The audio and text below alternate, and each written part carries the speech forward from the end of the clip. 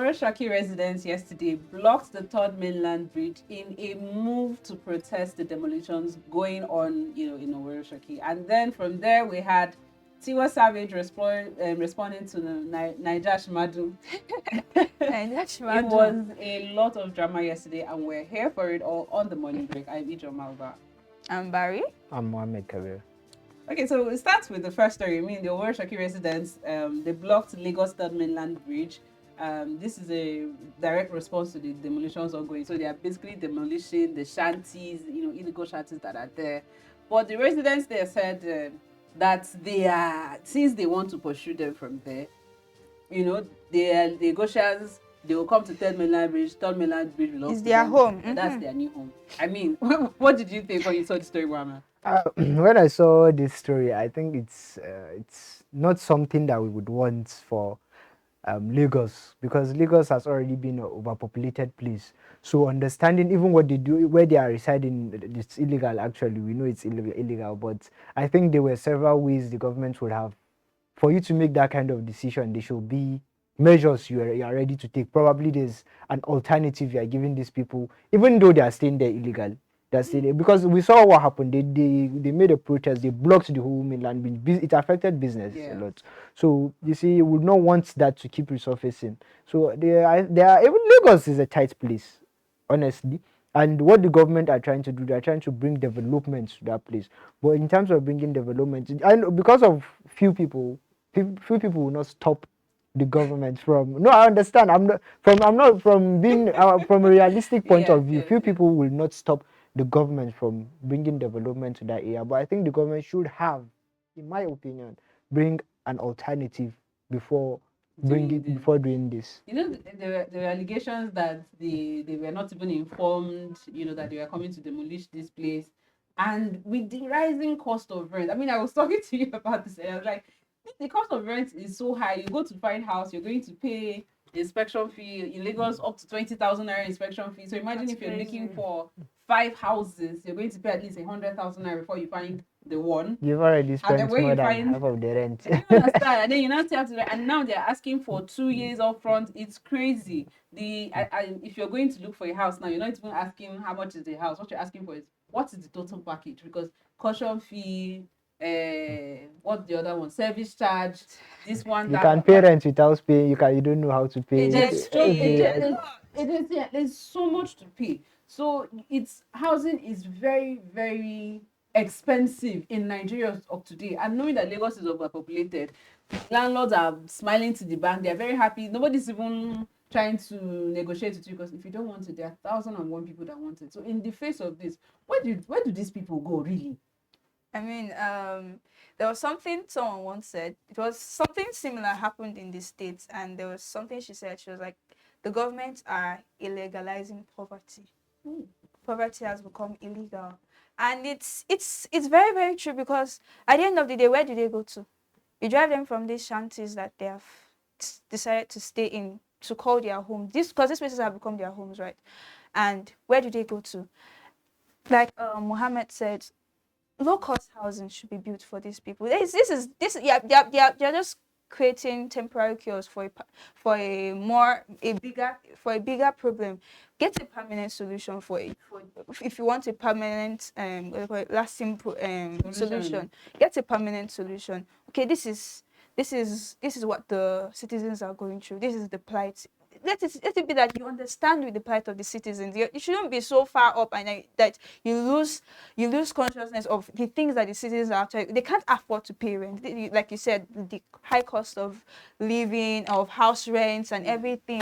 So it's a lot, and low-cost housing is the best. This is what we can find abroad in the developed countries. So we're looking at developed countries for policies. We're looking at them. So why can't we look at that for also solutions as well? So I mean, I agree with you. I think the way to go, and the state government has yet to respond to this very, very bold statement that they've made.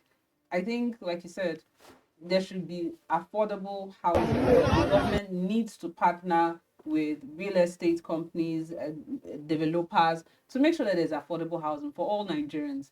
So we have the federal mortgage banks We have so many banks giving loans. In addition to this, we have federal housing. There are so many initiatives, but some of these things feel completely out of reach to the common person, because I've seen where they come to some offices and they want to give those loans and those houses, and you're seeing from 20 million, 30 million, which ordinarily is affordable. If you think about it, a house of 20 in Nigeria's, Nigeria of today, current realities. But how many people have seen ₦1 million, not to talk of 20 million, to afford a house? Don't these people deserve to be in homes?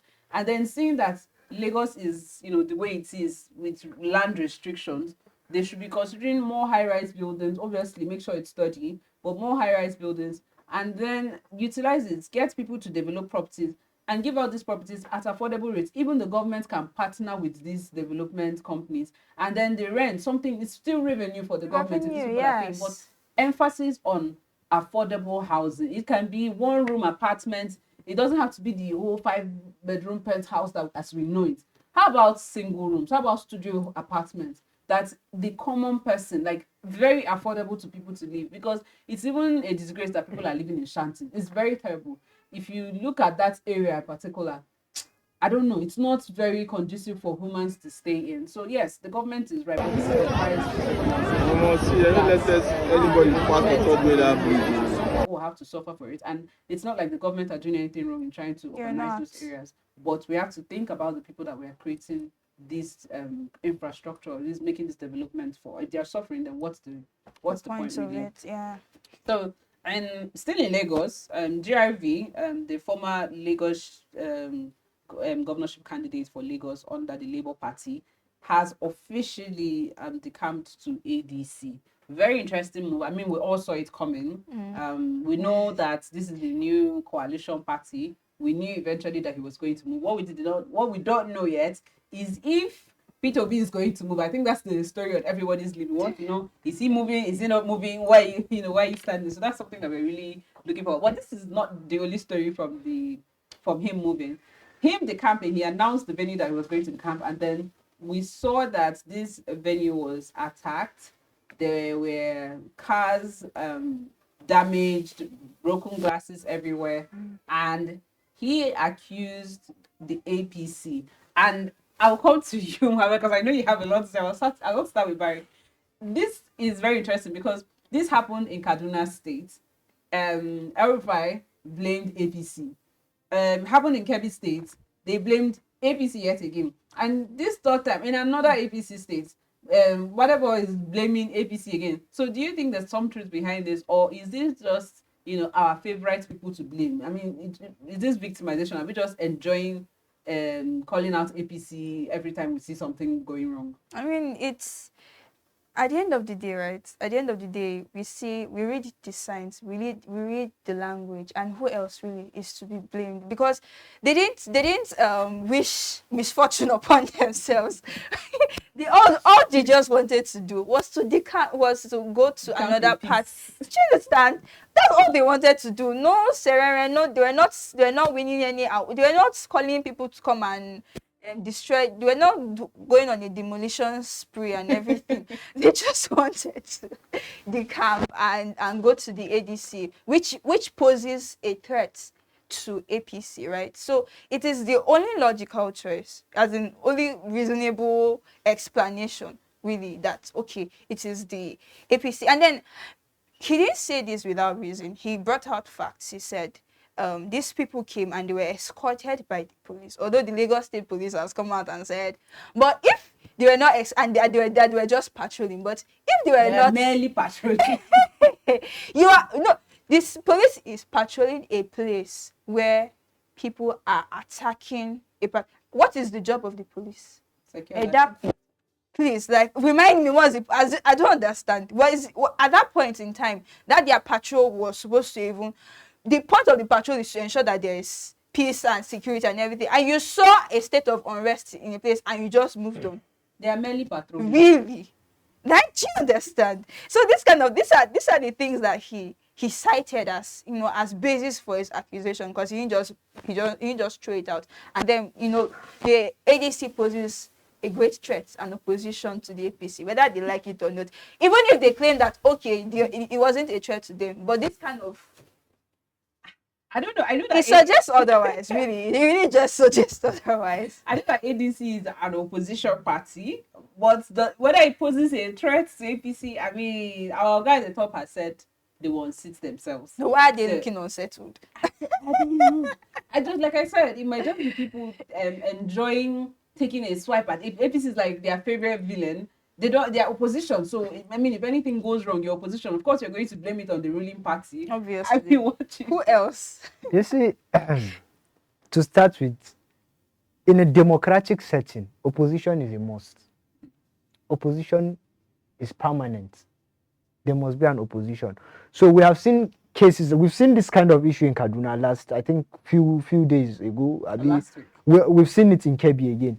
So is this becoming a trend whereby APC, whereby the opposition cannot have their own meeting peacefully? They have to be. And the case that the Lagos State Police are saying that they were mere patrolling. So you mean if a crime is happening because I was not called as a security personnel to come there, it's none of my business? It's your business. That's what you were employed for. In to clarify that they were not backing these talks. They were not involved. But how can a country with a progressing democracy, because they said it's democracy is working, try to avoid opposition by all means? It's impossible. These people are allowed. Okay, he defected on his own time. Maybe because he announced the venue, that gave them room to come. I think they allowed him to be there. The defection was going on. I think he was making a statement when the talks. We saw that's almost the same thing that happened in Kaduna. In Kebbi Malami, that's the same thing that happened with Abubakar Malami. So I think we should abolish this whole issue of thuggery, using talks to disrupt opposition's meeting. I think there should not be any room for that in this country. They should be free, and the APC was an opposition before it came to power. Even though they are accused, there's no solid evidence that it was APC that orchestrated this. But yes, all fingers point to them because they are the main opposition, and they were an opposition to the PDP before they came to power.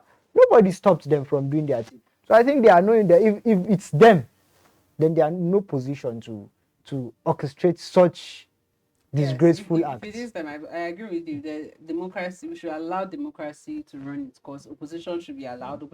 Democracy thrives where there is opposition, where people are allowed to make their own free choices. However, if we're calling on those people that have alleged that it is the APC, if you have videos of the talks, if they were wearing branded APC outfits, I don't know. It's in Nigeria. Bring it out. Let the police take the appropriate authorities take them, do the investigation. Then let those talks be they want to say that we are sponsored by so and so person. Then we know that it is indeed APC. But whoever is responsible, I agree with you. This trend of using thugs to disrupt events, disrupt protests, disrupt things in Nigeria, it should stop, and we should find a way to employ these people gainfully. And we have a lot of community hosts. We're moving from Lagos now. We have a lot of government initiatives. I like that our governors are working. So in Osun State, first of all, Governor Ademola Adeleke has launched Imole Wi-Fi. That's very interesting. So this Wi-Fi is supposed to help boost digital literacy in the state. So they have hubs where people can come. I mean, as a Nigerian, we love free Wi-Fi. And I think free things in general, free Wi-Fi in particular. No. So I'm very excited for this. It shows somebody who is forward thinking, but then I think it raises some issues. How do you, because knowing the Nigeria that we are in, I just thought of it like knowing the country that we are in today. Some people will still use this free Wi-Fi to run scam. So what are the dangers of having that public internet? I mean, I don't know, before he talks, right? I don't know what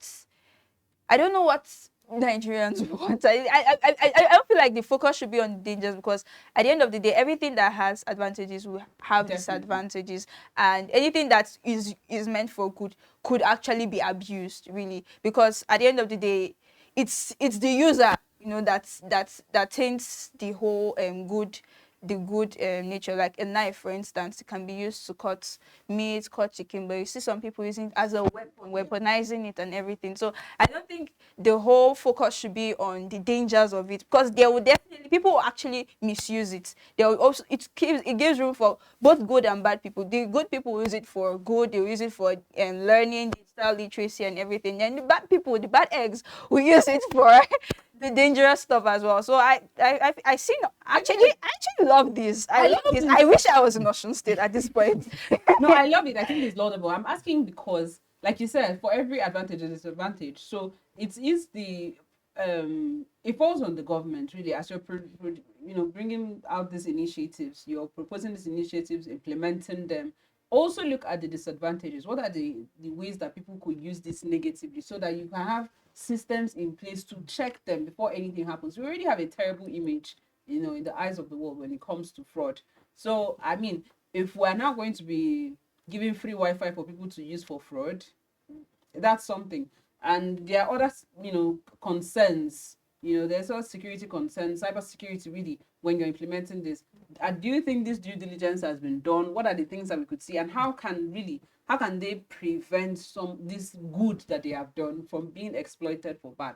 Because at the end of the day, Nigerians will only remember, the world will only remember the bad that came from this initiative, not the good intent behind it.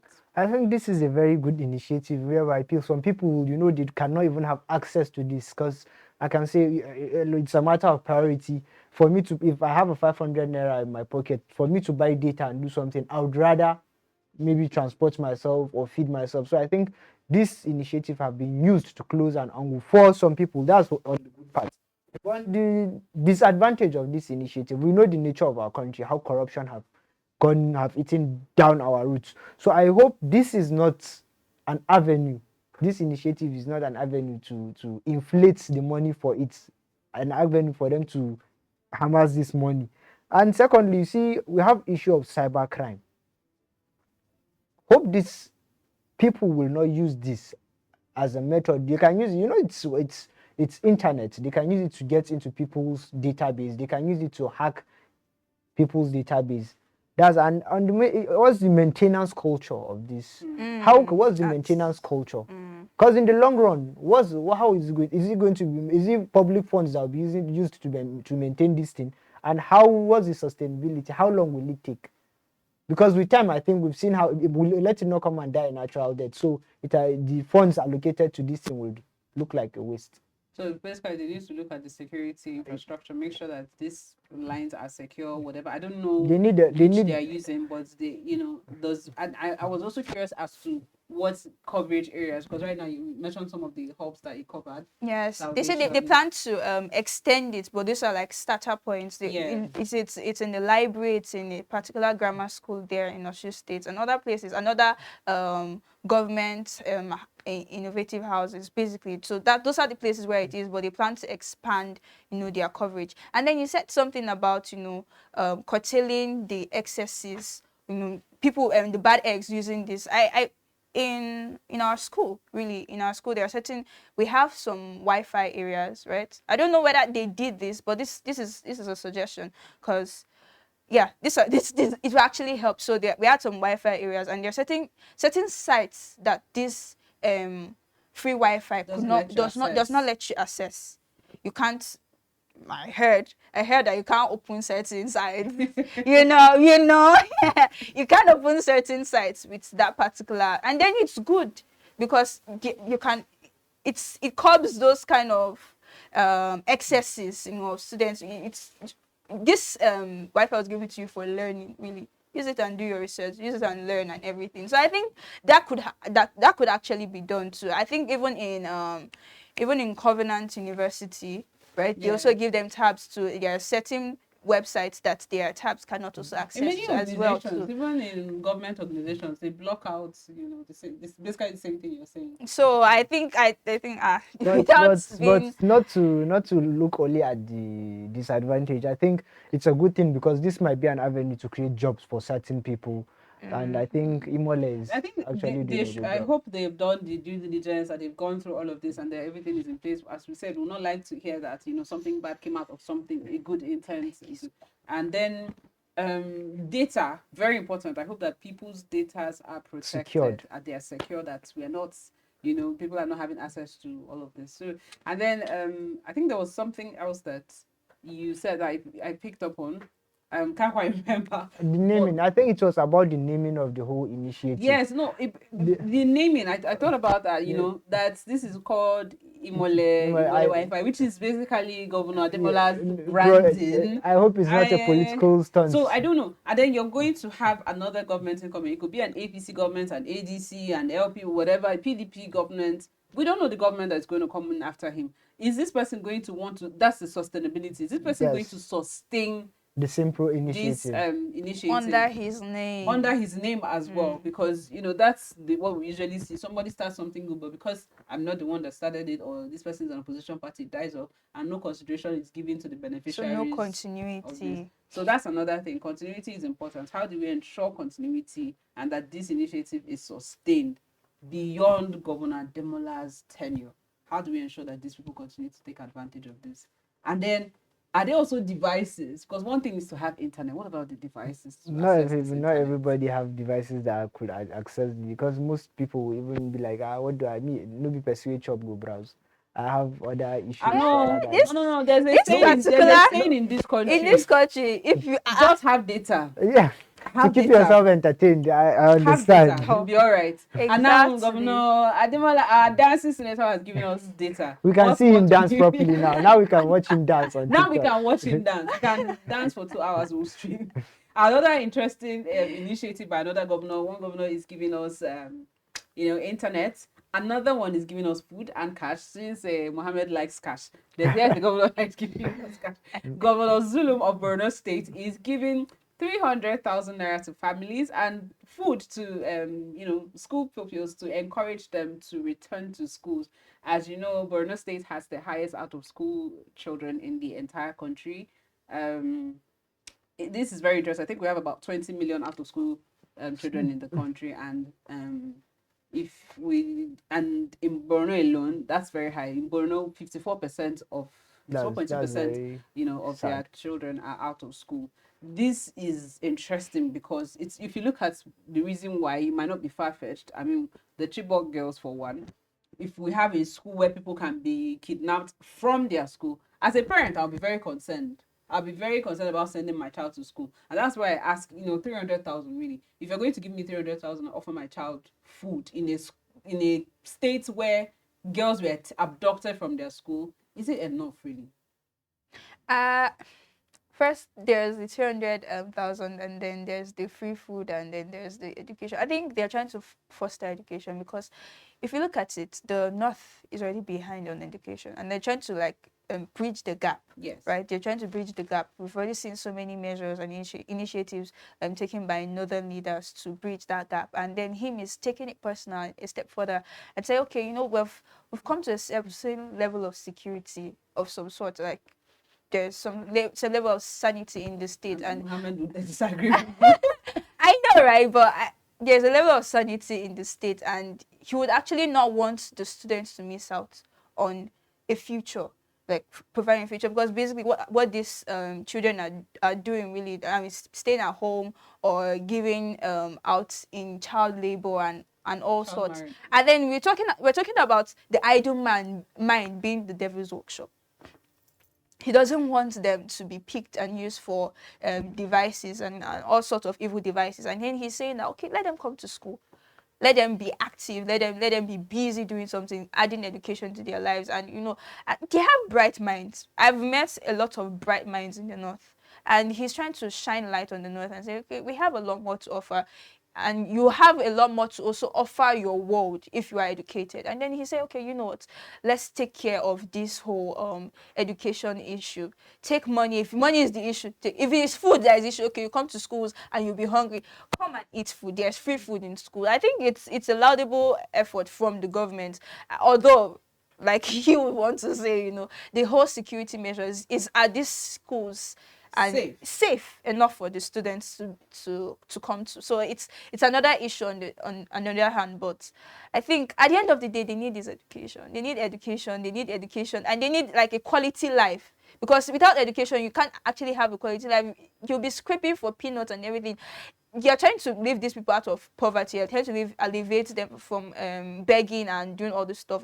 He's basically creating an opportunity. At this point in time, if you're digitally literate, you'll be able to put food on your table, and you'll not be begging, and you'll not be used, from all forms of evil in the country. So I think it's good. It's a good measure, I think. So, I think I mean, what he's doing is really great. And obviously, he's doing something right, because they've moved from, I think, 2 million out of school children from the past year down to 800,000. So, maybe it's a step in the right direction. We're just saying that enough emphasis, just as much emphasis should be placed on security as it is on education, because at the end of the day, security is really where what keeps a lot of people out of school. What do you think? Security is actually the main issue on ground. But I think we should not focus so much really on security. We should not focus so much on the security aspect and then forget that they also have a future at the end of the day. We've talked about security. Nigeria, there's no place, let's be honest with ourselves, there's no place in Nigeria actually that is safe at this point, if we want to be honest with ourselves. Really, but we go about our activities hoping that we come back. Hoping that we come back in one piece at the end of the day. So I'm not trying to be inciting. I'm also trying to be insensitive, because the security risks are also there. They are glaring, and the human life is much more than anything you could imagine. But at the end of the day, education matters. It's the difference between go to the north and go to the south. Like, they're like worlds apart. It's the difference that they are trying to, in terms of education, in terms of development and everything. So like, we're trying to bridge that gap. Really, they're trying to. In terms of development is relative, because personally, I don't know if it's real. I think there are better infrastructure in the north in terms of road nets were wonderful in the north as compared to so many places in the south. But there's also an economic side to this story. Yeah.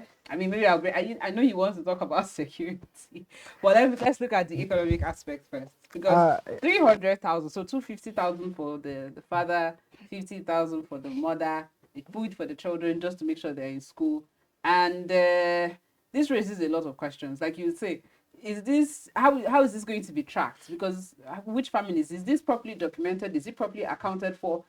Is it going to be transparent and visible for Nigerians to see that this is how much we spend? These are the families that we spent this money on. This is how it was spent, so that we don't begin to that. Because in Nigeria, like we said, there's already a trust deficit.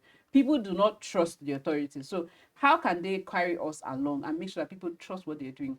Also, 300,000. How frequent is this fund going to be coming? Is it going to be coming every term, every semester, every year? Is it sustainable? Can they continue to pay families 300,000? How many families can you pay 300,000? And are we paying for people to go to school? Shouldn't we be, paying for scale up capacity? Something like former President Buhari did, the Empower. I think with Goodluck Jonathan, there was another scheme similar to Empower as well. Shouldn't we have such schemes in place so that these parents are basically being empowered rather than just giving them cash, giving them money, really? You see, IJ, it is impossible, and I repeat, it is impossible to look at the positive side without looking at the negative side. I understand the initiative that the governor is trying to, but before we dive in, look a few days ago, I think there was a security threat in Borno State. How do you expect somebody that a state that is not fully secure? Yeah, just a few days ago, there was, I think the day before yesterday or yesterday, a few days ago, I came across the news. This already is a threat. This will give me a second thought. Why should I go to school when this place is not secured? Even though I understand he's trying to bridge poverty gap by giving them this thing, and he's trying to make more people enroll in school. But look at it from this side. Which this creates dependency. Because if I know if I will sleep, I don't need to go to work, the government at the end of the month will give me money, why do I need to work? You're being paid to do nothing. Rather than him giving them this money, I think wouldn't it be better for him to create, as you said, an initiative like Empower, where he can allow people learn a skill while they're getting paid? We've seen it prosper during the tenure of President Buhari. But him just paying them to go to school. I think one of the things I always believe is when you do not buy something with your own resources, you do not cherish it. So I are paying them to go to school. How do you think they are going to cherish the education? Somebody will be like, oh, it no be my money. Why will I even go? But when they know they are paying with their own, they tend to value it. I don't know, right? I really don't know about that, but I think him bringing out these measures, right? Bringing out these measures to cater to students going to school and everything. It's just a way of him giving back to his community. He created like 20 more colleges in his state. He created mega schools too as well. He saw the education as a serious issue in his state, and he really did not like the fact, it has already created a stigma. Okay, children, they don't need to go to school in Borno State because of whatever reason, because of the insecurity and what have you and everything. We have one chance in Abuja. Have we ever said for once that because there is one chance in Abuja, we will not go to work? Thank you for pointing at it from that view. Thank you. Really, have we ever said that for fear of one chance we will not go to work, or we wouldn't go out, or wouldn't? But yes, we live past. All we do is like be security conscious, security measures. We don't go out past a certain time, this and that and that. I think those are the measures too that should also be imbibed in that state. Curfews, and if he has already put all the infrastructure in place, all the regulations in place, I think the schools are good to go at the end of the day. And then proper securities are very important. Very important. Like what you said, Ivy, in the terms of evaluation and monitoring, is there a structure put towards giving out these funds? Because we already have trust issues. We have seen it. And we need to. We know why. So we've seen it happen. Just our CBN governor, we've seen the allegations he has. This is the person we trusted with our funds. So we've seen which system did you put in place to be sharing this money before you will give. They can give the money and it will not reach the people. I think before they start to give the money, all this should be in place so that people also know who are you giving the money to. The people that are supposed to access the money know that, okay, if I want to access these funds, what I have to do is I have to fill a certain form, apply to a certain website, my name is on a certain database, and this database and even do follow up after they finish giving the funds. As a governor, you can follow up. Did anybody give you money? No, there should be a monitoring and evaluation unit. That's what I'm talking about. There should be follow up. Because we know the kind of country we live in. At the end of the day, it's a great take, and the fact that he has recognized that there's this obvious gap that these children need to be in school, and he's taking proactive steps to get them back to school. It's a great step. It's wonderful when we see leaders that are very in touch with the people and know that this is what. Because at the end of the day, we are saying we don't want thugs, we don't want PDs, The only way to get people to stop doing that is by education. But I think unemployment is one of the reasons we are having all this. Yeah, but it starts with being I think he's trying to bridge the gap. It depends, because if some people that are unemployed will not, because of the level of education and exposure they have, will not come down to certain levels. Most of the times, these people that you see that are doing these things are uneducated, in addition to being unemployed. So when you bring unemployment and uneducation together, it's a very terrible combination. So at least let's tackle one problem. Let's tackle the problem of the genesis of the problem. Yes, and then we move to unemployment, because when you have the knowledge, when you have the skills, then you can even find ways to employ yourselves gainfully. I think tap into so many Nigerians are very resilient. They're able to tap into resources that are available to them to create things. And smart as well. So it's a great step, and we commend the governor. I mean, nice one. We hope that this, again, is sustained. I don't know how practical it is to sustain 300,000 to families and for how long. But, I mean, we'll keep following the story and we'll see where it goes from there. And we move from Borno to Cross River State in a sad turn of events where 22-year-old Moses Onyeka Chimba was murdered. I would say murdered, really, because this is a 22-year-old boy that lives with his parents, and then he said he had a message from God to deliver to the governor of the state.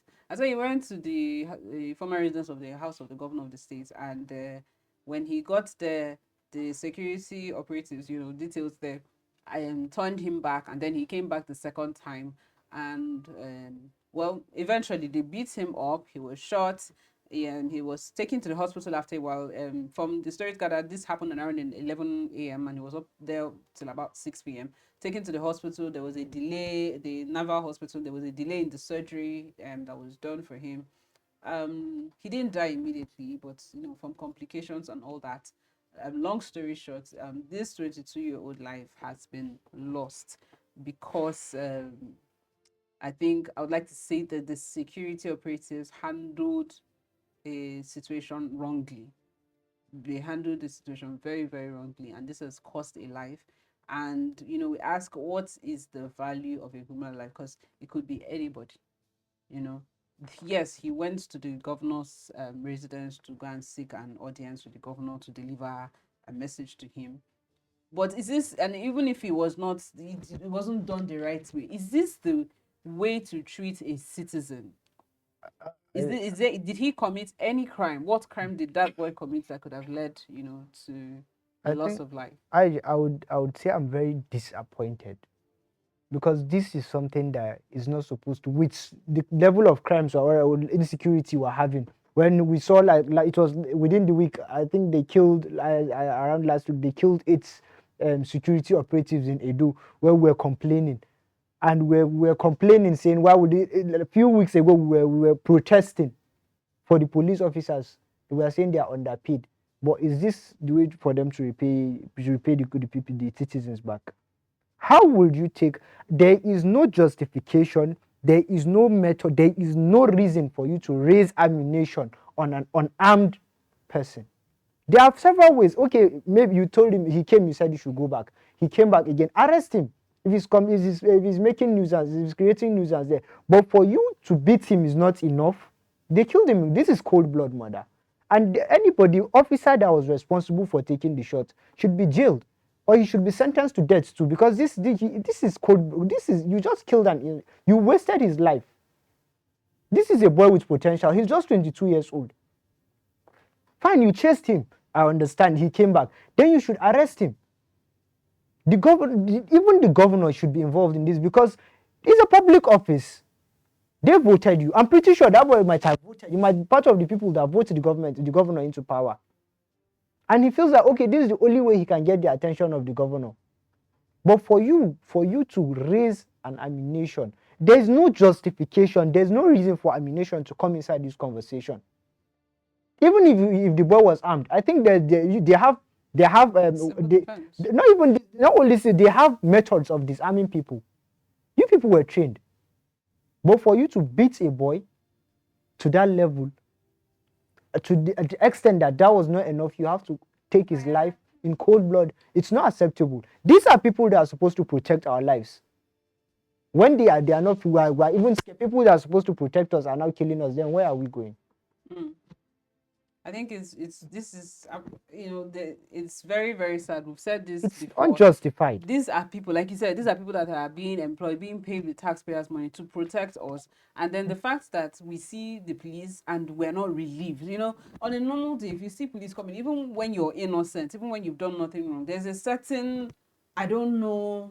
Because of that, we know, because we're afraid. We're afraid. We know this is the things that is to happen. Fear of the same security that is employed, that is put there to guard us, because like you said, this should not have come into, there was nothing that warranted the use of live ammunition on that boy. He was not a threat. There was no imminent danger, no imminent threat to the life of the governor. Things could have been handled completely differently, because this person is a voter. He has every right to see his governor. If you felt like he was not going the appropriate way about it, then educate him on the appropriate way to go about it. If he's not hearing, he you should was arrest him. Constituting public nuisance, then arrest him. But to shoot and take away that life, that is something. And we are calling, this on the appropriate institutions to take the right actions to get this person that is behind, all the people that are behind this, reading forward. them. Reading forward, I think I read somewhere where the governor said how did the boy dare to come to his house. You were voted by these people. But that's the You position are in no that we put our position. leaders. You are a political office holder. You are in no position. If you don't want him to come to your residence, then don't come out and tell them to vote for you. Don't hold a public office. As long as you're holding a public office, you're accountable to every single citizen of your state. I agree. We need to hold our citizens more our officials and authorities more responsible. And then when we ask what is a Nigerian life worth, this is a that it can be disregard to taken, human lives. apparently a Nigerian life is worth 5 million because that's what the state government is offering the woman and she has rejected it. It's very disappointing, honestly. I watched the whole turnout of events and I was appalled by the whole handling of the whole situation. I mean, this guy, what is the worst this boy would have done? You guys were you guys outnumbered him. Let's say, yeah, you were armed, you outnumbered him. What's the worst this boy could have done? You said he was unarmed. He had no ammunition on him. What's the worst that he could have done? What was the need for this fire on? And then you're coming to pay the woman 5 million. This woman said, hold your 5 million. Tell me what happened to my son. It's quite disrespectful, sir. It's disrespectful. They want to silence her with 5 million because at the end of the day, it's silencing because she wants justice for her son. Whoever shot, because he wasn't sentenced to death for any crime. He didn't commit any crime. He didn't commit any form of illegal dealing. Really, he just came to see his governor, claiming he had a message from God for him. Who even knows if it was even a good message? For God's sake, like, do you understand? But let's leaving that aside, he came with a message from God, and then the best thing you could do was to end his life. Even if he came to say hello, sir, he didn't need to come with a message from anybody. Even if he had just come to say hello, like he has the right. He reserves the right to see his governor. You are there because of him. You are representing him. He has the right to see his governor, and the governor is coming out to say, you know what? What's your chinkly money?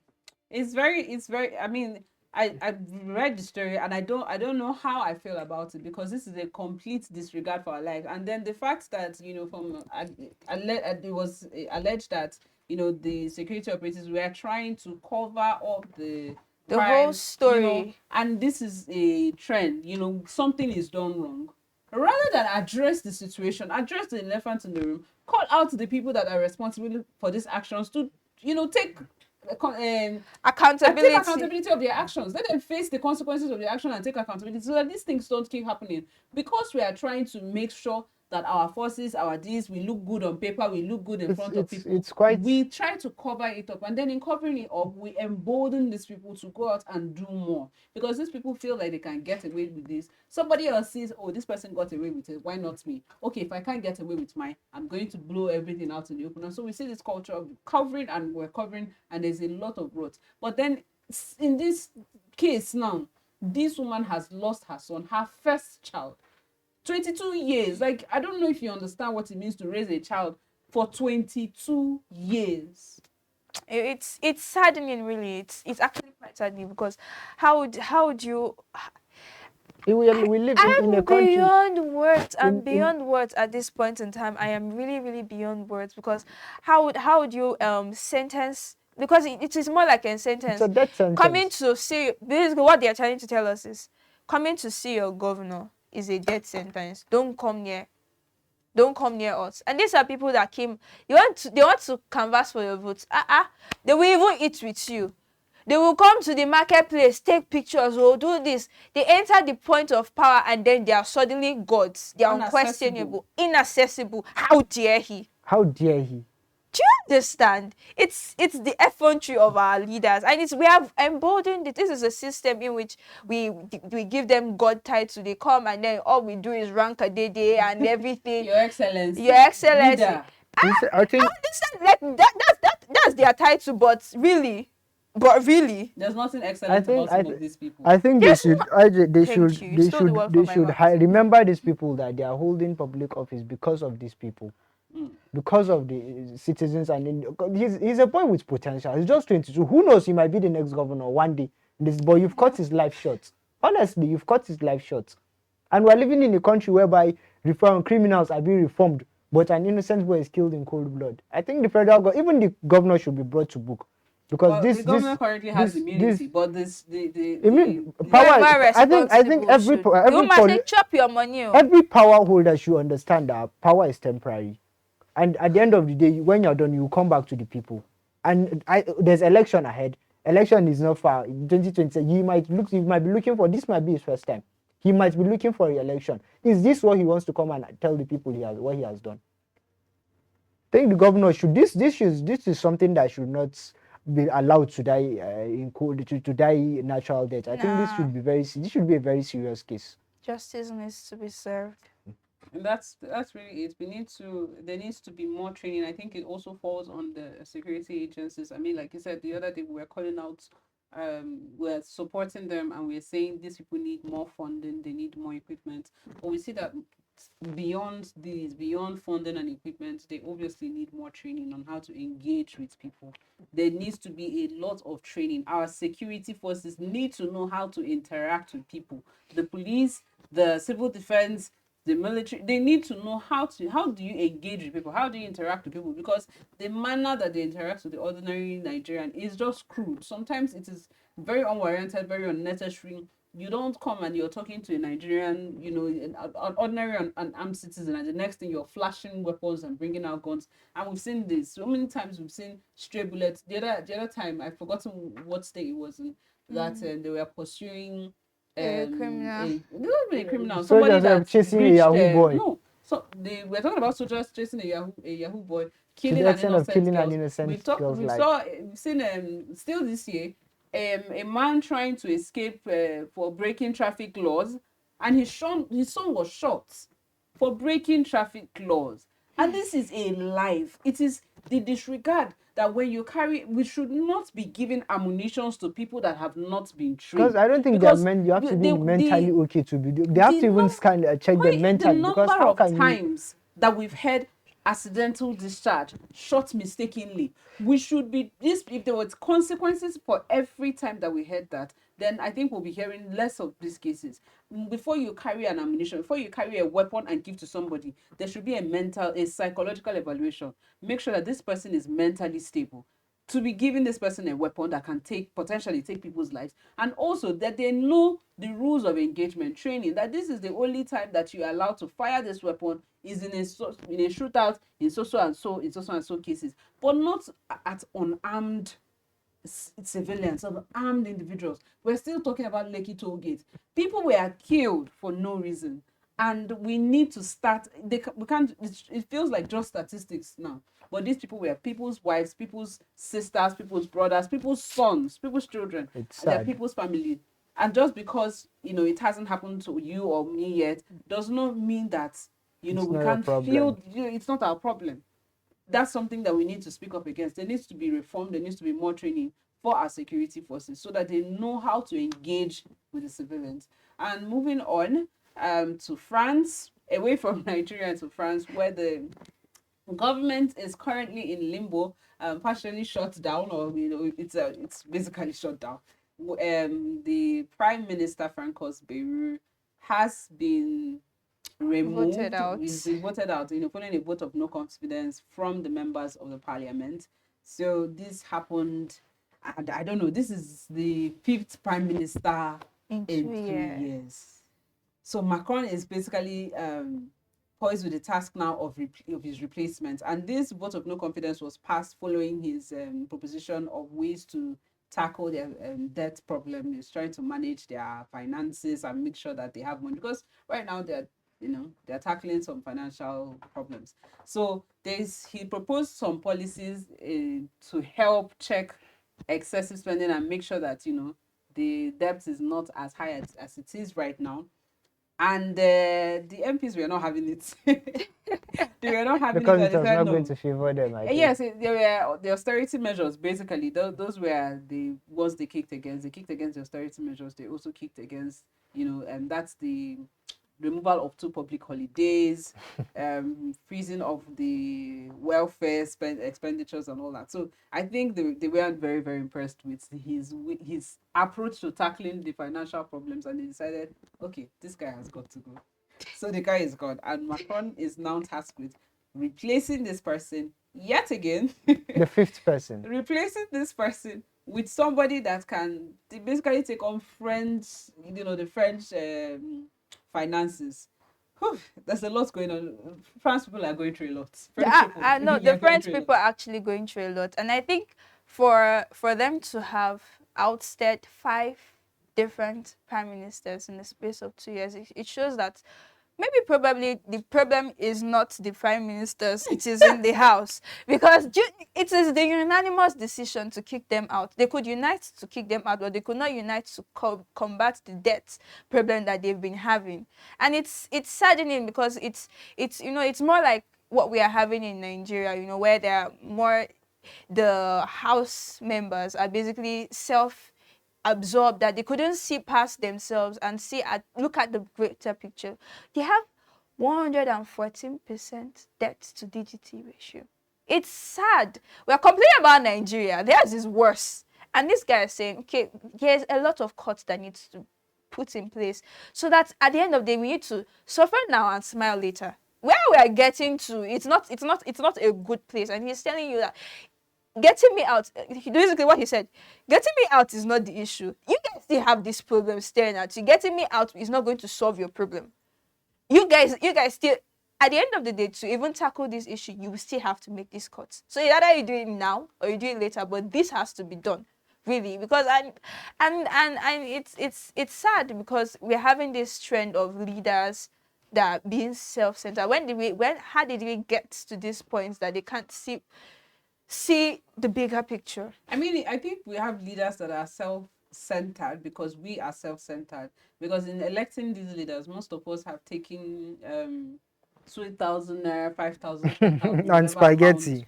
so when you take these monies, when you take these amounts to vote a leader, obviously you're getting what you you're getting what you were paid for. So you were selfish. You didn't think about your children. You didn't think about your children's children. You didn't think about your generation. You didn't think about your family before taking it. Because if you thought about them, we would not have voted in the people that we voted for. But you are thinking about yourself when you are taking 20,000 naira. That is not enough to buy you. It's just barely enough to buy you a quarter bag of rice. That's what it can get. Barely you. enough to feed you for Barely a day. enough to feed you for how long? So you're obviously thinking about yourself. Yourself today self, not yourself tomorrow. So the leaders that you get when you think about yourself, just for yourself, are the leaders who think about themselves. You're a match made in political heaven, if you ask me. So these are the issues that they are facing. And obviously, like you said, these people are more interested in taking care of themselves than passing a policy that will benefit France, but it's going to affect them negatively. No, they don't want the discomfort. They want a better France, but not at their own discomfort. But then, for me, it raises the question of, that's their political system, where the prime minister oversees the day-to-day running of the activities. So right now, it's basically a collapsed government waiting for when the new prime minister is going to be named by Macron. However, this is the question that he raises. This is a direct conflict, because the MPs now reserve the right, yet again, regardless of who Macron is bringing, if the person comes on board and they feel like this policy still don't benefit them, they reserve the right to, pass a vote of no confidence on this person and this person, and they could just continue in this limbo until another election cycle. So we see, this is literally a check and balance counter, and that's something that is interesting, because they're holding themselves to ransom, holding themselves in check, really. But that's something that we don't see in Nigeria, because in Nigeria, our president, president general among the nations, there's nothing we can do.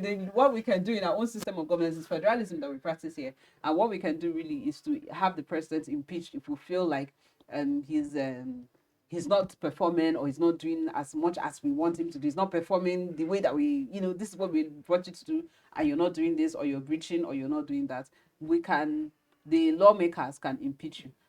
But is this feasible in a country like Nigeria? Can we see something like lawmakers this? Are yes lawmakers, the people will say lawmakers are yes men. Yeah, you see, I would second the statements by our lawmakers are actually yes men, because we've never had any. I think we've not had any.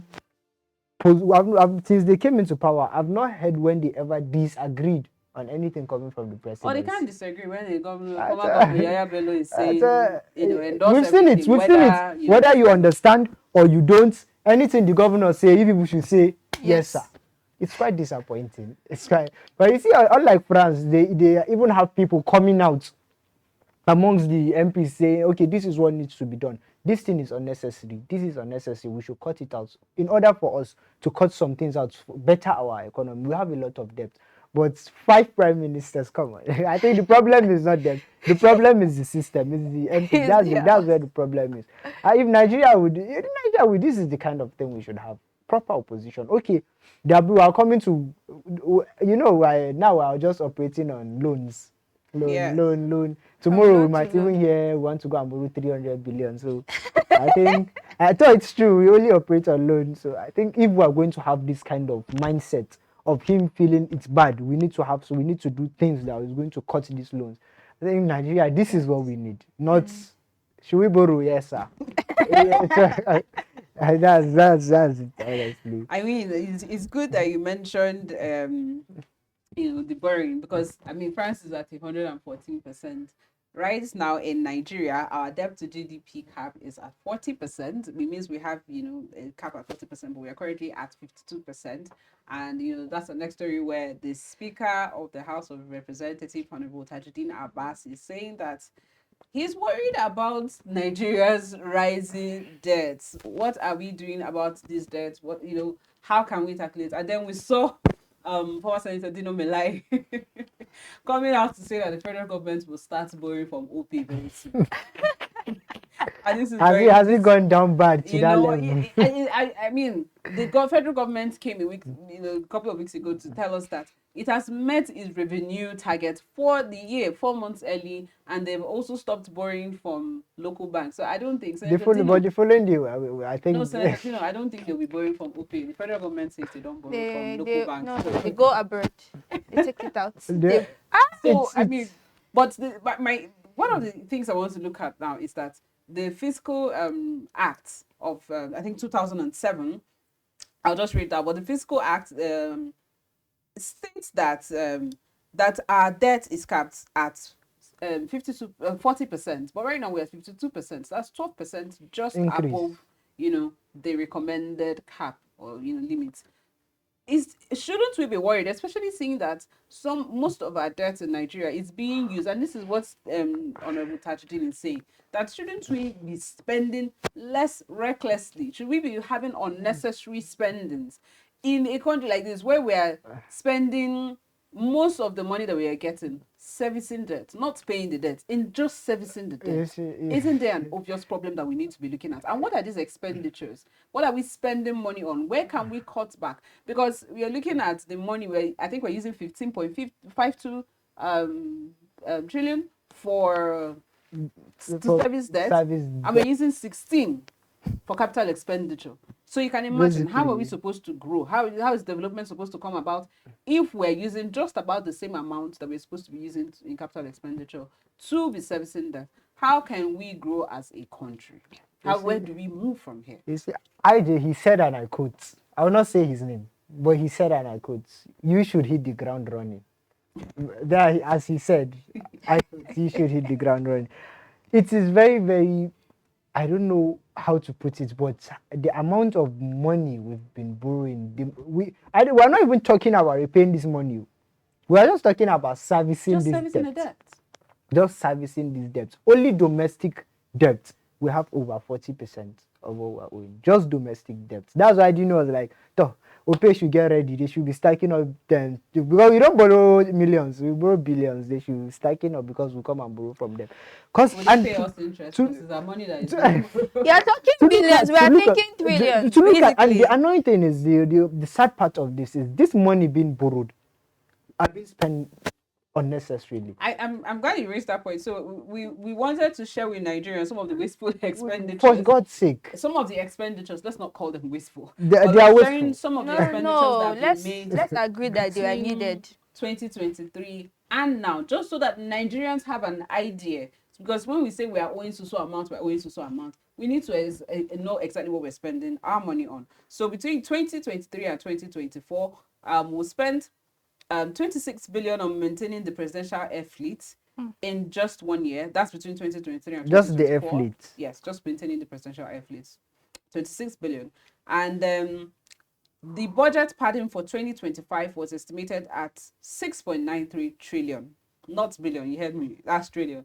And this was from a lot of projects, from utility vehicle purchases to misallocated funds in agriculture, but it accumulated to 6.93 trillion. And then we have recurrent spending, which has overshadowed capital expenditure. So things like salaries and all, taking up to 50.8% of the 2025 budget. So recurrent expenditure took 50.8% of our 2025 budget, and that's 50% of 55 trillion for things like salaries. So we now have little left for capital investment. And then out of this, we have debt servicing, 15.8 trillion. You say, actually, I would say, but let me let you finish. We have the FAAC disbursed a record of 15.26 trillion to 2024 to state and local governments, but we didn't necessarily see any better infrastructure rather, or social services.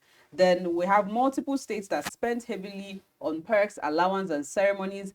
Notably, Adamawa State spent 40.9 billion on non-salary items, including office refreshments and travel.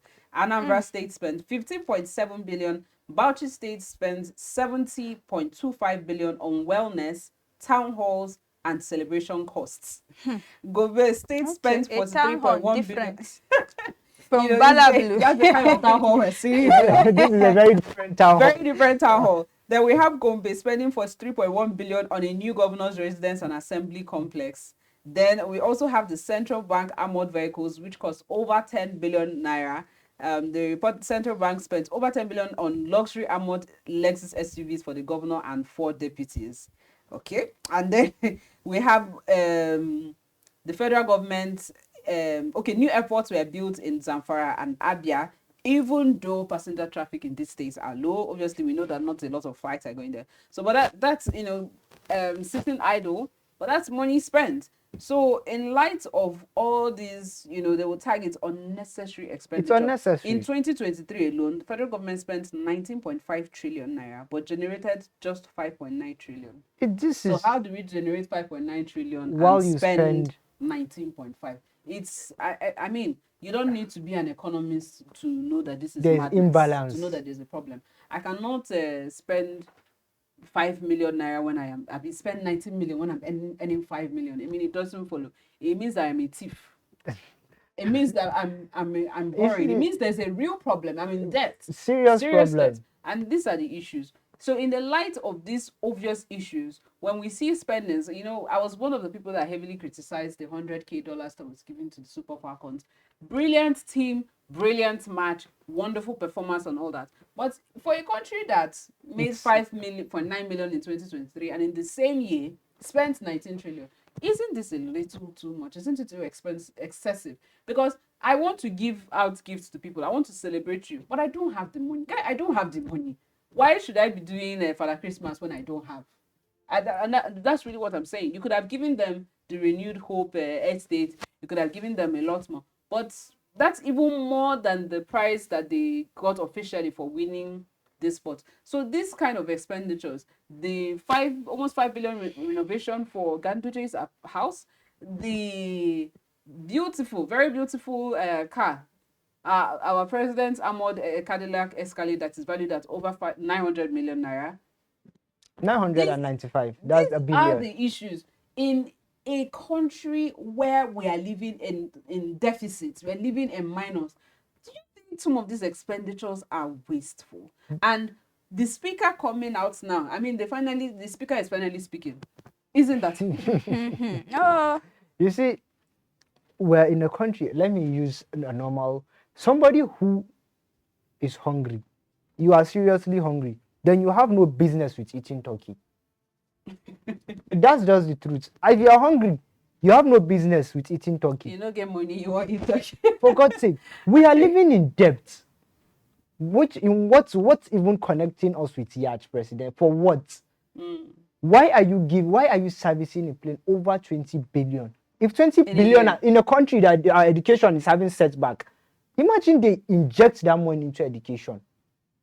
The interesting thing is that initially when they talked about the presidential yacht in 2023, it was put into the allocation for the there was allocation for it. It was put in the budget to be passed by the National Assembly, and then there was a public outcry. People kicked against it, and then they said it was the former administration that ordered for this yacht. Then can they cancel the However, the order? interesting thing, because you said that They should cancel the order. The interesting thing is that this money was later purportedly used for education, channeled towards education. So I'm wondering, this is a lot of money. Quite a lot. And we have ASU going on strike.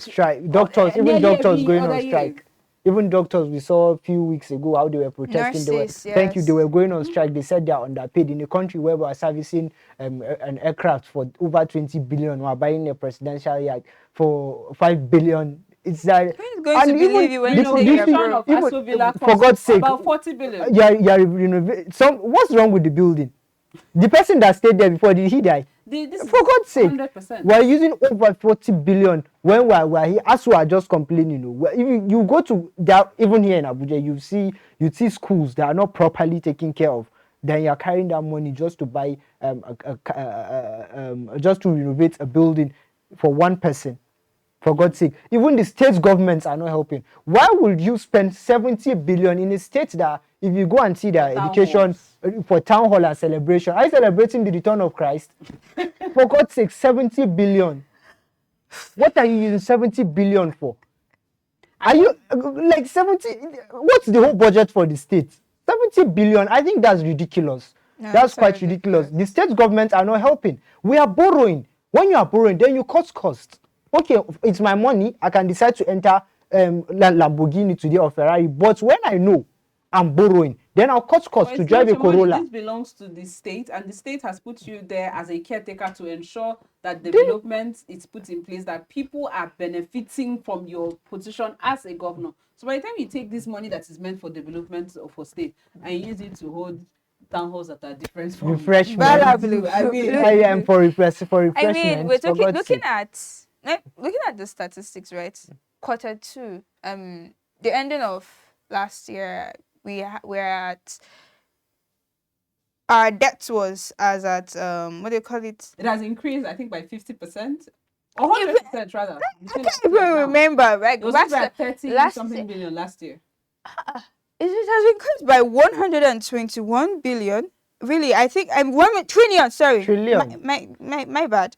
They said that Abba said that in quarter one of Nigeria's public debt stood at 149 trillion. As at last year, it was 121 trillion, 121.7 trillion. So that's like 121 trillion. Like over. We're not talking billion now. When you were saying billion, I was saying I'm more than that now. Between last year and quarter one, just the ending of last year and quarter one, 6 months. For what now? For what? And then just you see, and then that is why anytime I see the president traveling, I know that is that trillion that it is going to. Really, when you sit down, please sit down in one.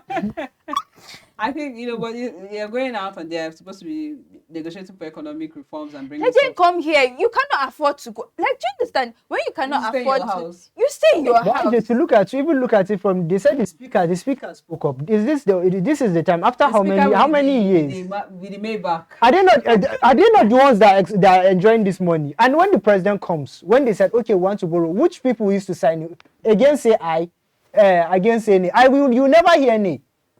You've not seen them. Are they not the ones that are helping him get? Are they the ones that push? When he comes, why won't they tell him, okay, Wakal, it's now? No, we're talking about the speaker, right? To speak up. And I remember that there was a controversial, the one that was controversial, that they said, okay, let's pass this, and all of them eventually passed it, including him. They all passed this, and then you come now to speak up.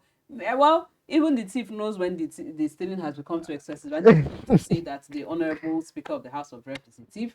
This is just... No, but we're talking about the debt, right? And then we just talked about the French Prime Minister, the one that was outside, Mr. Francois. And then Francois was talking about, cuts here and there. Have we ever seen him come out and say, okay, let them cut their salaries? Because we've talked about, no, we were It's talking true. about expenditures. We're talking about public and expenditures. Luxury And one of cars. the things that their allowances are too much. They But should cut you know, them. when you said salaries, I said we cannot be cutting their salary because if they are being honest, the salaries are not the problem. The salaries are basic. Their salaries are basic. The allowances.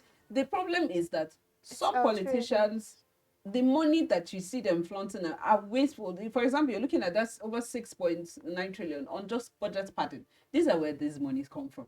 The monies are not coming from their salary or their allowances. I think they are quite adequate, if you ask me, for their status, for their position. But they should not cross that line. Stay within the means of what has been allocated to you by the government. But when you enter into the coffers of the federal government, and then you're taking from the money that is meant for your constituency projects, for your constituents, for you to better the lives of your people, you're taking this money to enrich yourself. Now that's where we have a problem. And it's very interesting because for the common man who has not seen urgent 2K, and you're calling all these 6.9 trillion, billion, million. Some people do not even believe. Some people do not even believe there's that amount of money because they do not comprehend. They cannot fathom what you're talking about. Some people are thinking in thousands. Some people are thinking in hundreds. Some people cannot honestly fathom what is going on in this country, and it's very sad because we're living in such penury. People are living in such abject poverty that when you say somebody took millions, it feels like this person took 200,000. To people that they've normalized a woman, look at the FCT. A woman died. A pregnant woman lost her twin babies. 28,000 naira. Do you think that woman will understand what 6 trillion naira is?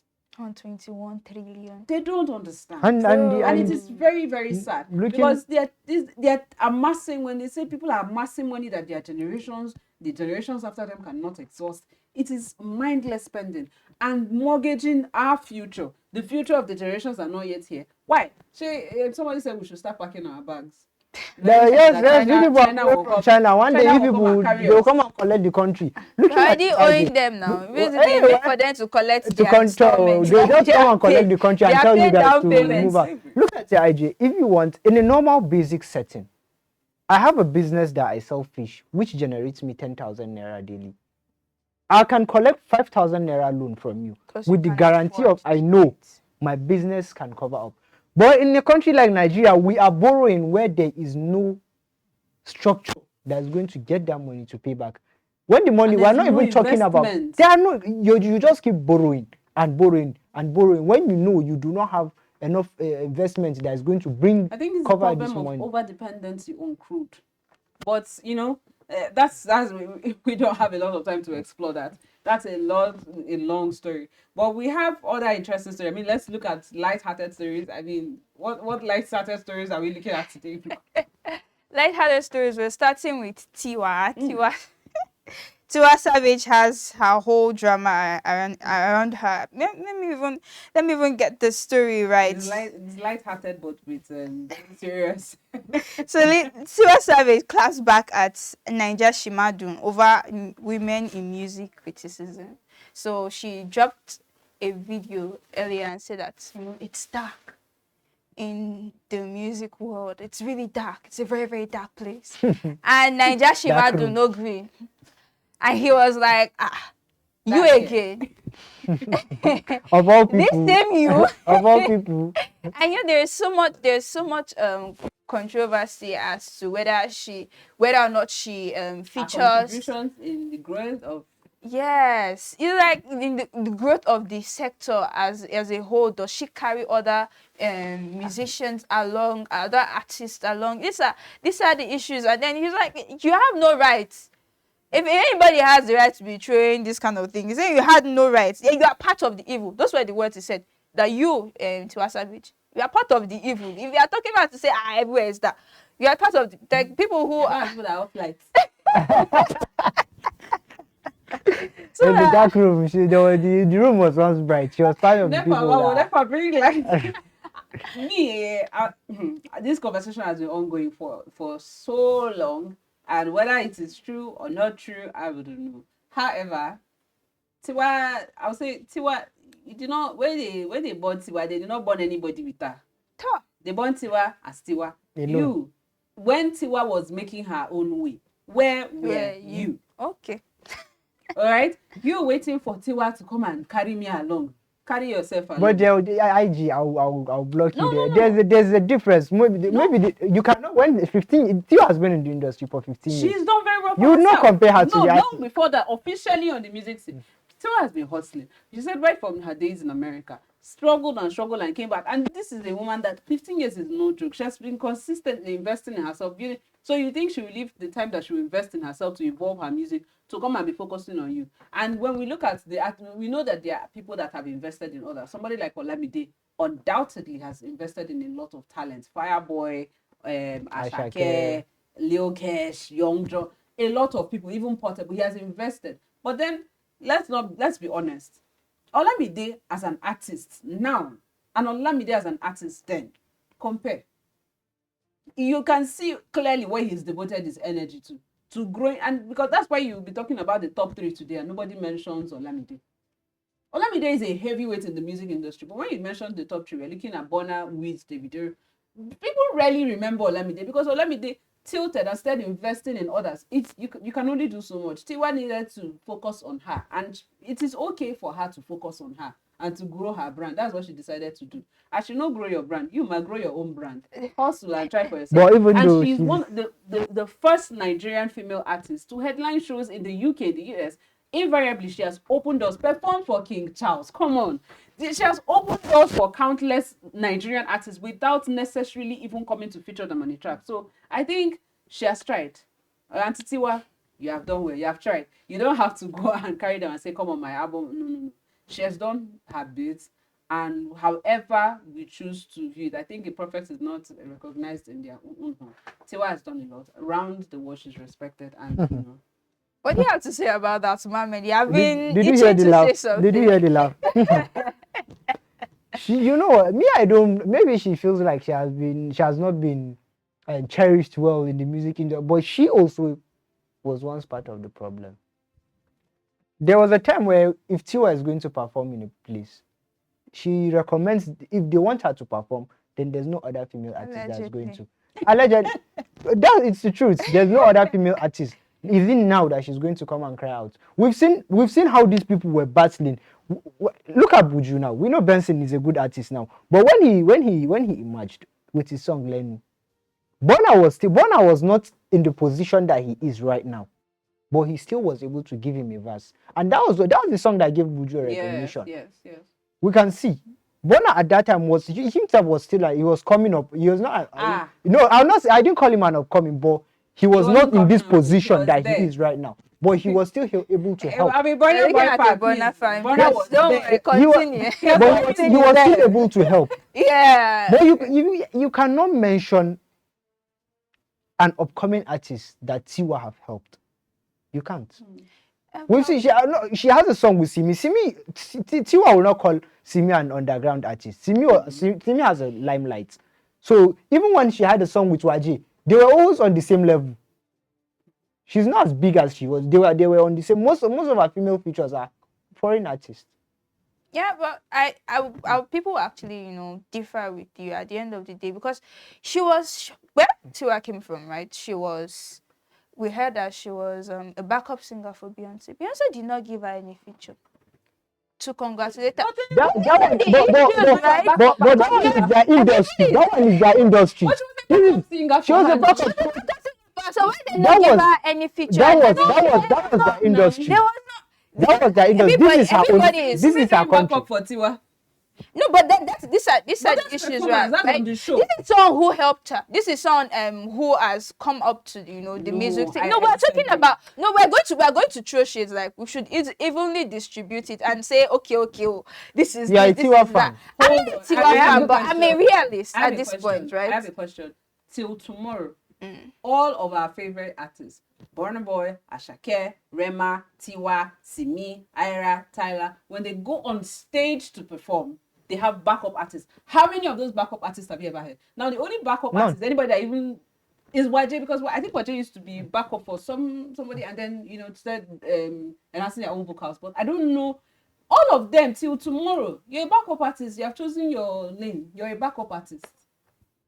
That's that. I don't have to give my backup artist a feature. Like, she came into the music space and everything. Till today, till tomorrow. It wasn't that. So I feel like it's this entitlement thing. Like, she does not need to help anyone. Like, you carry on, like, really.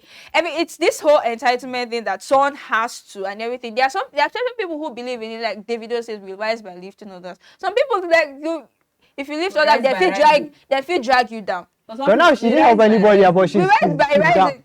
So for other people's philosophy is, we rise and person feel drag you down. Person when they try if you drag you down. So may just they rise, they go. Do you understand? So that they will not. May just they rise, they go, and that's it worked for her. So, and then let her not complain. If it works for I doubt it works. Our response basically was that, who is this one? She was basically, what was it? Are you okay? Are you normal? Like, sure, okay, are you normal? And basically, and then that's just it, because she really doesn't feel like you need to say anything more than that. Because look at her. Tiwa is Tiwa. I don't feel like she needed to have responded. I mean, this is where celebrities need to know. I mean, I understand that at the end of the day, celebrities are human beings and things will get to them. But beyond being a celebrity, this is the life you chose. You're a public brand. People have the right to judge you and perceive you based on, you know, whatever you put out there.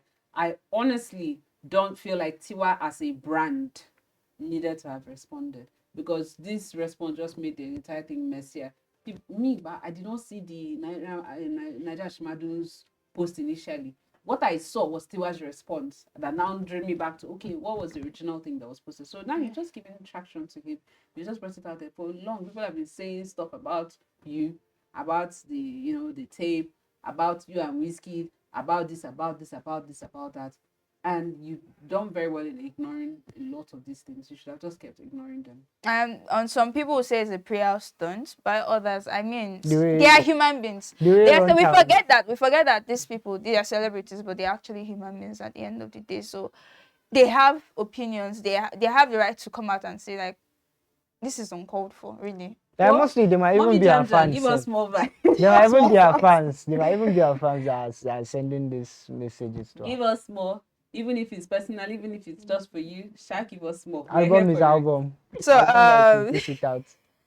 On another interesting thing that happened yesterday. I actually loved that. It wasn't really, but I saw Nigeria's. Let me just read out Nigeria's first 3D animated musical, Gami and the Living Things debut. I love that. I love that because it shows that an African can actually, you know, create animated series that actually competes on a global stage. Really, it was so beautiful. I saw people coming out to the cinemas, coming out to watch it. It's in the cinemas. It has been in the cinemas since September 5th. It hit the cinema since September 5th. And it's lovely casting characters like Bovi and Peter Doce, Joke Silva. And a big movie. I was so excited when I saw Peter Doce. Like, are you serious? Okay, the job was a business first. That I like to see. This is the one I like to see. So I'm going to go. But I'm very impressed. Ajay, you take me along. Yeah. Well, we could all go. I mean, I loved the fact that we are going into animation and all of we've attempted animation in the past. Don't get me wrong, but.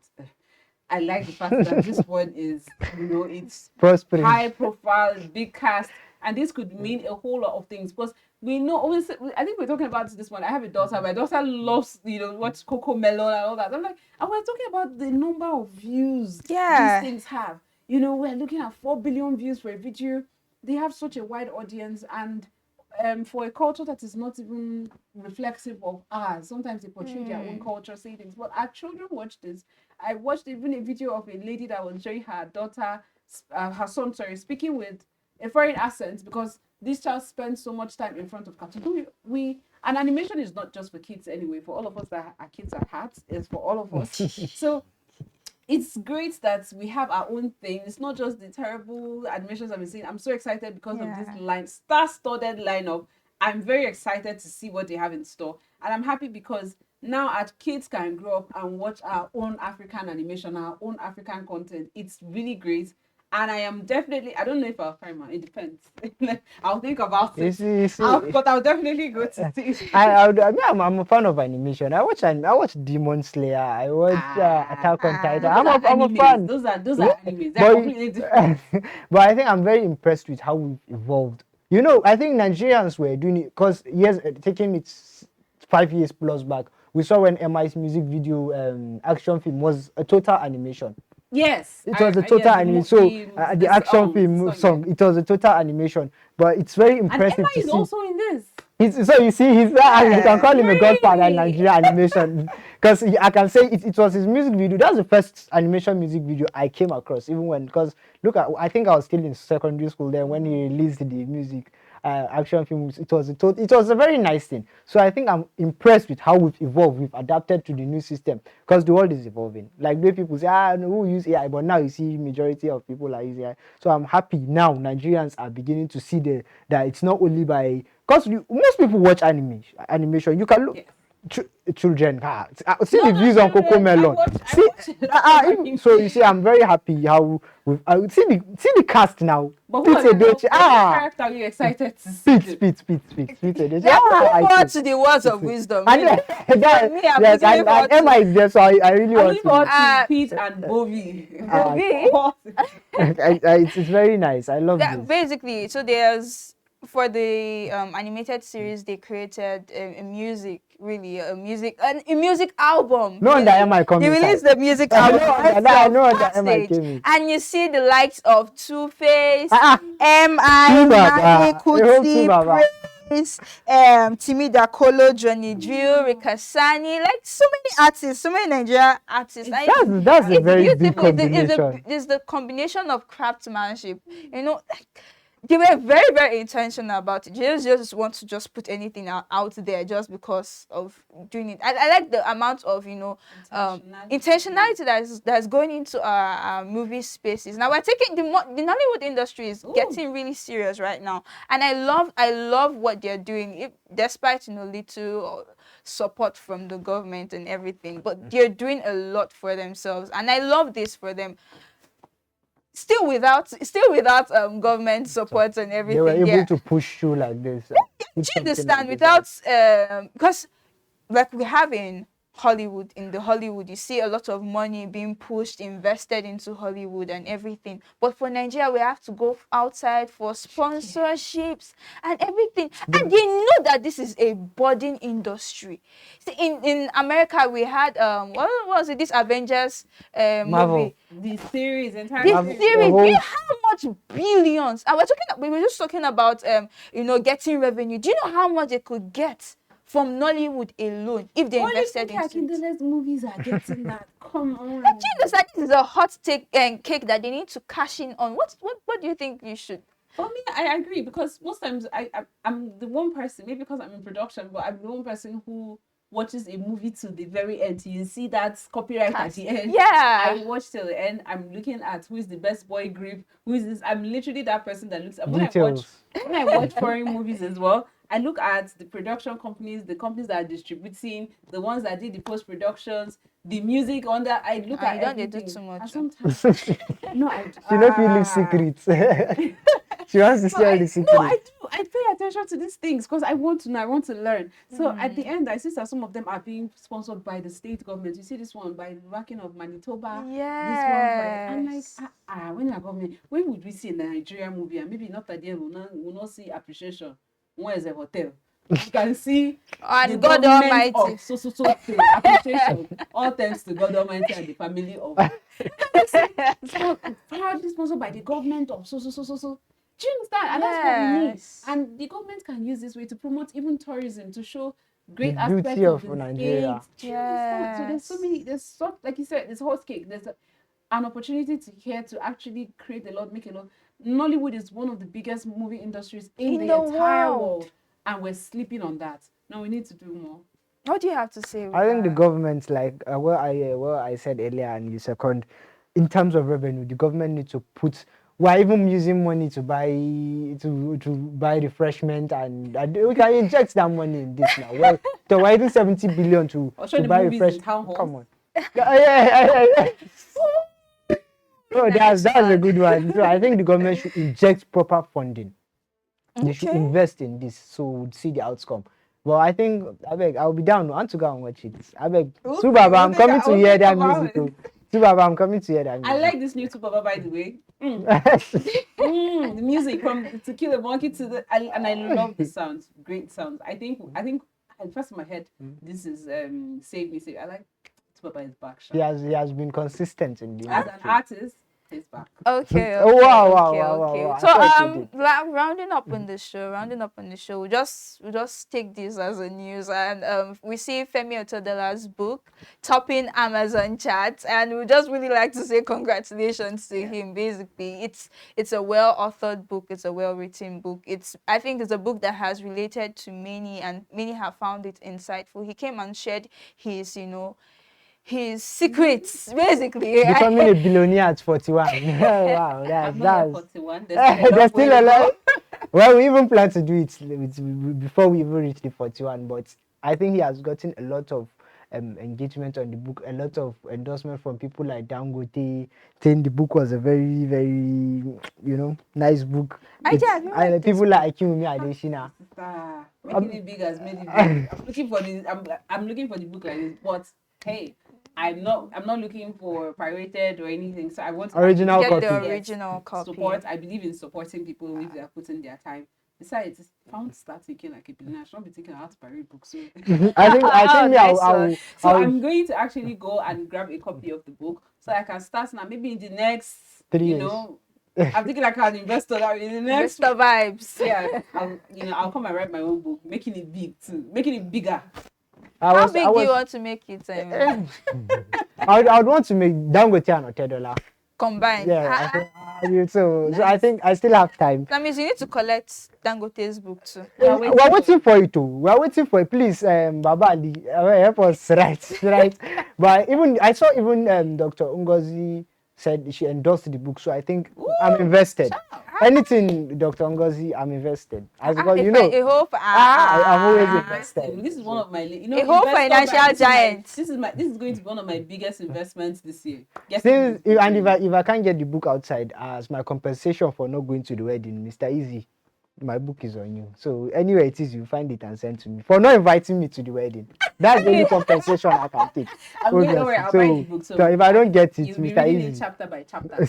You'll be writing the book for me. But it's actually nice for him to push out whatever the blueprint he followed, everything for us, the upcoming billionaires. I say something. I love upcoming billionaires. But I say this thing, right? Our parents just push us to go to school, come out and all that, but making money is not taught in school. And if making money was taught in school, all our lecturers would be rich. I mean, the economics professor should be the richest. Well, we see him driving one.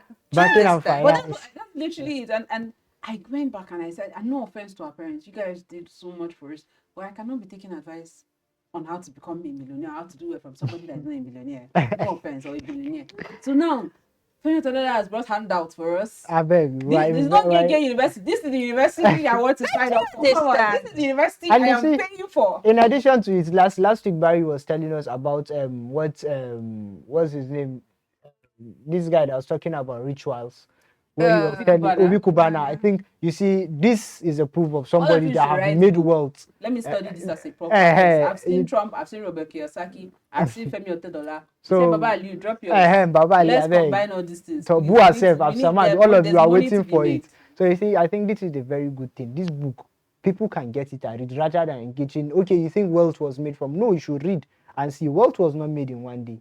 He will tell you the troubles. So at some point, I think he was even under serious debt.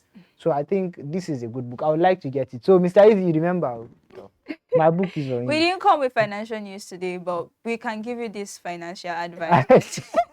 Our financial advice today is get yourself that book, and you'll be doing yourself a good favor. Listen to a billionaire today. Listen to a billionaire today. The secrets of it. He said the secrets are inside that book. Do yourself. He gave it to his His daughter and his son-in-law. son-in-law as a wedding gift to Because show of you how how valuable the valuable book it is. is. You as a common man, you should value it as well. So we'll be closing on that note. I mean, as you're listening to billionaires, be listening to us, listening to Upcoming Alright. billionaires. Yeah, upcoming billionaires. Yeah, billionaires in the making. But you know, it's been an interesting interesting time, Exciting very time, exciting. right. With Mohammed and Barry, and of course, we'll be coming your way again tomorrow. Thank you for joining us today. I'll see you tomorrow.